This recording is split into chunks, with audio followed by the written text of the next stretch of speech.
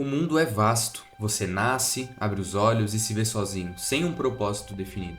O céu está lá, as montanhas estão lá. O vento sopra indiferente à sua existência. Você começa a explorar, a coletar, a construir. Mas para quê?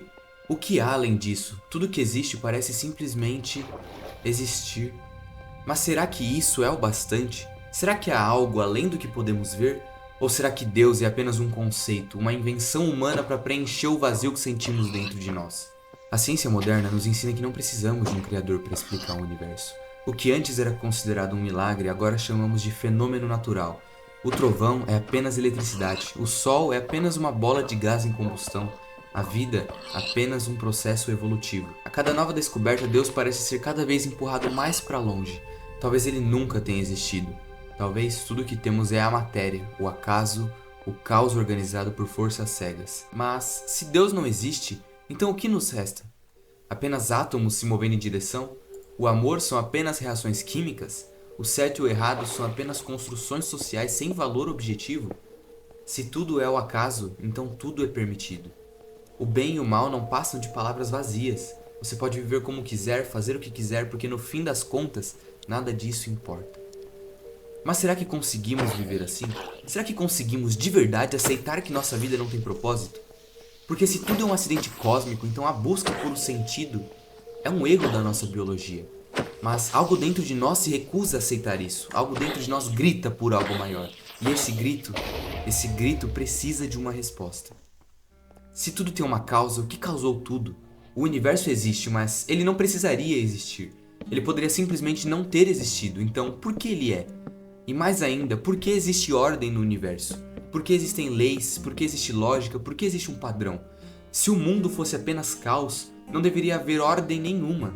Mas a ordem existe. Então quem ou o que estabeleceu essa ordem? E é aqui que chegamos a um dos argumentos mais poderosos já formulados para a existência de Deus. A primeira via de São Tomás de Aquino. Ele observou algo simples, mas profundo. Tudo que se move é movido por outra coisa. Uma pedra não se move sozinha. Uma chama não se acende sozinha. Nada no universo se coloca em movimento sozinho. Mas, se cada coisa que existe foi movida por outra, então o que deu o primeiro impulso? Não pode haver uma cadeia infinita de causas, porque se houvesse, o movimento nunca teria começado.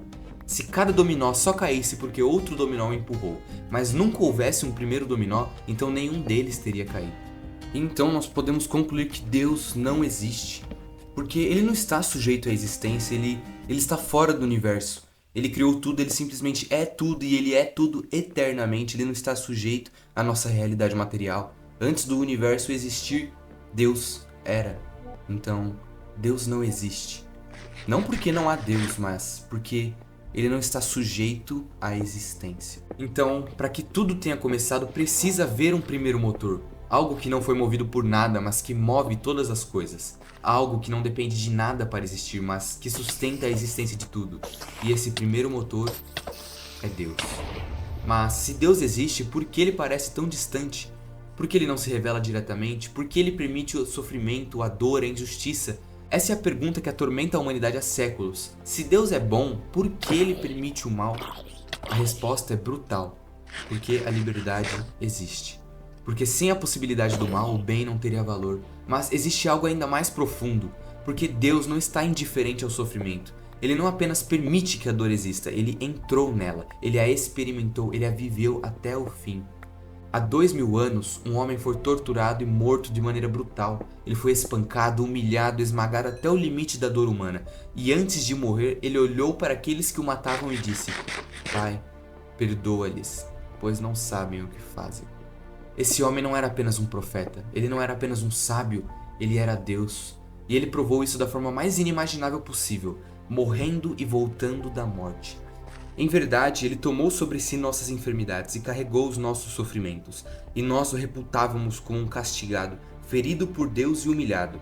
Mas ele foi castigado por nossos crimes e esmagado por nossas iniquidades. O castigo que nos salva pesou sobre ele, fomos curados graças às suas chagas. Todos nós andávamos desgarrados como ovelhas, seguíamos cada qual nosso caminho. O Senhor fazia cair sobre ele o castigo das faltas de todos nós. Foi maltratado e resignou-se, não abriu a boca. como um cordeiro que se conduz ao matadouro, e uma ovelha muda nas mãos do tosquiador. Ele não abriu a boca, por um iníquo julgamento foi arrebatado. Quem pensou em defender sua causa, quando foi suprimido na terra dos vivos, morto pelo pecado de meu povo? Foi-lhe dada a sepultura ao lado de facínoras, e ao morrer achava-se entre malfeitores, se bem que não haja cometido injustiça alguma, e em sua boca nunca tenha havido mentira. Se Jesus Cristo fosse apenas uma lenda, por que tantas pessoas morreriam por ele? Porque os apóstolos que o conheceram pessoalmente enfrentariam torturas e mortes horríveis sem jamais negá-lo?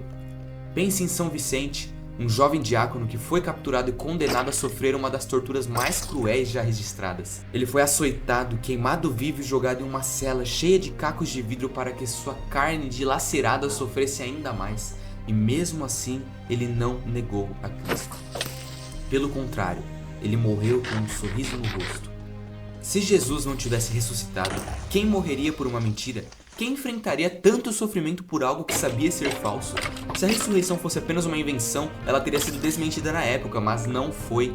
E a igreja que ele fundou continua de pé há 2000 anos, apesar de todas as perseguições, apesar de todas as tentativas de destruí-la. Cristo não apenas provou que Deus existe, ele provou que Deus nos ama, ele provou que nossa existência não é um acidente, ele provou que a morte não é o fim, e ele nos deixou um caminho para seguir. Ele nos deixou a igreja. Se essa mensagem fez sentido para você, não ignore, não continue fugindo. Você pode tentar preencher o vazio com prazer, com distrações, com qualquer coisa que anestesie a dor da falta de sentido. Mas nada disso vai resolver. O vazio só desaparece quando você encontra aquilo para o qual foi criado. A verdade existe e ela está chamando você. A única pergunta que resta é: você vai responder? Se esse vídeo te fez refletir, curta e se inscreva, compartilhe com alguém que precisa ouvir essa mensagem.